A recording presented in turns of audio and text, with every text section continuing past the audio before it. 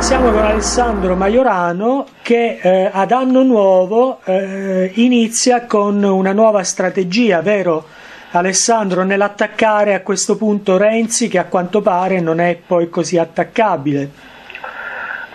Abbiamo iniziato l'anno con il botto, perché proprio oggi abbiamo presentato una denuncia alla Procura della Repubblica di Genova, dove abbiamo denunciato il procuratore capo Creazzo, il GIP Alessandro Monetti e il PM Luca Turco, tutti e tre della Procura di Firenze.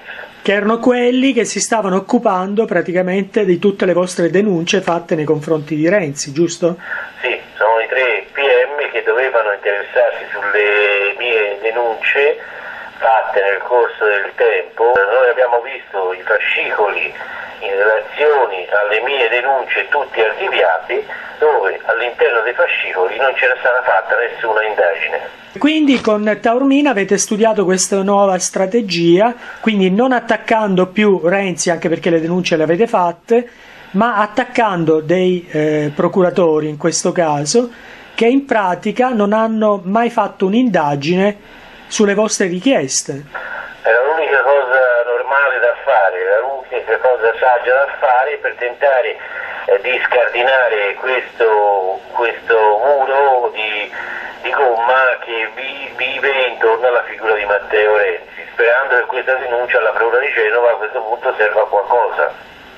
Ecco perché se non ricordo male, qua a Taormina a volte, quando noi abbiamo suggerito appunto di attaccare i giudici che stavano proteggendo Renzi o comunque che non svolgevano le loro funzioni, Taormina ha sempre detto ma sono poteri, anche se noi attacchiamo questi giudici, però in fin dei conti poi da chi sono giudicati i giudici? Da altri giudici, e quindi è un cane che si morde la coda, in poche parole.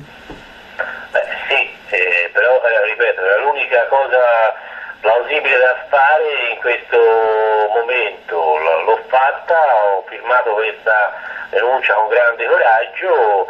Ora aspetterà ai magistrati della Procura di Genova aprire un fascicolo e controllare se la mia denuncia fatta proprio oggi e depositata proprio oggi potrà avere un seguito con un'indagine verso questi tre magistrati fiorentini.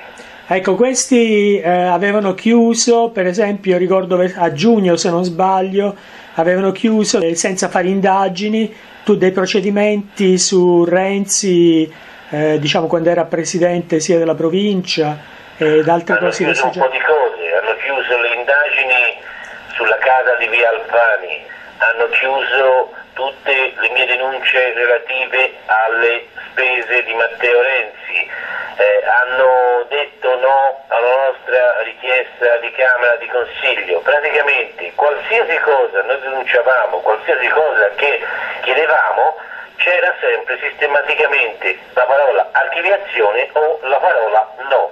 E allora ci siamo rotti le scatole di questo sistema e abbiamo deciso di fare quest'atto molto forte. Ecco Alessandro, spieghiamo ai nostri ascoltatori che tutte le denunce che voi avete fatto erano supportate da parecchi chili di documentazioni, no? Certo, non è che siamo andati a fare delle denunce senza mettere nelle denunce le prove in questione. Sui tavoli dei magistrati abbiamo portato chilogrammi di materiale cartaceo che avrebbero portato ad indagare chiunque.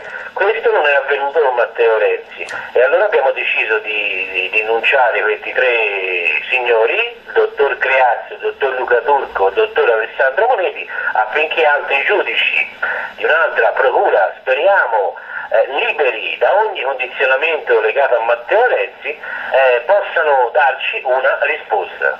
Ecco, però voi vi siete rivolti alla Procura di Genova, no? La Procura di Genova è quella che per competenza territoriale è stata incaricata di questa indagine. Ecco, ma non avete un qualche timore, visto che anche quella di Genova nei confronti del papà di Renzi non è che si sia dato molto da fare, no? Siamo stati obbligati a denunciare il tutto a Genova perché Genova è la procura che dovrebbe indagare sui giudici. Ok Alessandro, quindi ora attenderemo il 25 di gennaio perché c'è questa nuova udienza nella quale si dovrebbe presentare Renzi, visto che l'avvocato non ha dato il nulla osta affinché il Renzi si presenti in aula. Il 25 gennaio prossimo alle ore 10 presso l'aula 11 del Tribunale di Firenze riprende il processo Renzi-Maiorano, dove sarà presente Renzi in qualità di parte offesa, dove sarò presente io, dove sarà presente una giornalista che ha scritto alcuni articoli sulle escort. La cosa strana di questo processo è che nonostante noi avessimo menzionato 60 testi, questi 60 testi non sono stati assolutamente ammessi perché il PM Andrea Cusani stranamente ha derubricato il reato a mio carico per diffamazione aggravata a semplice esternazione e con tale atteggiamento i testi non sono stati ammessi.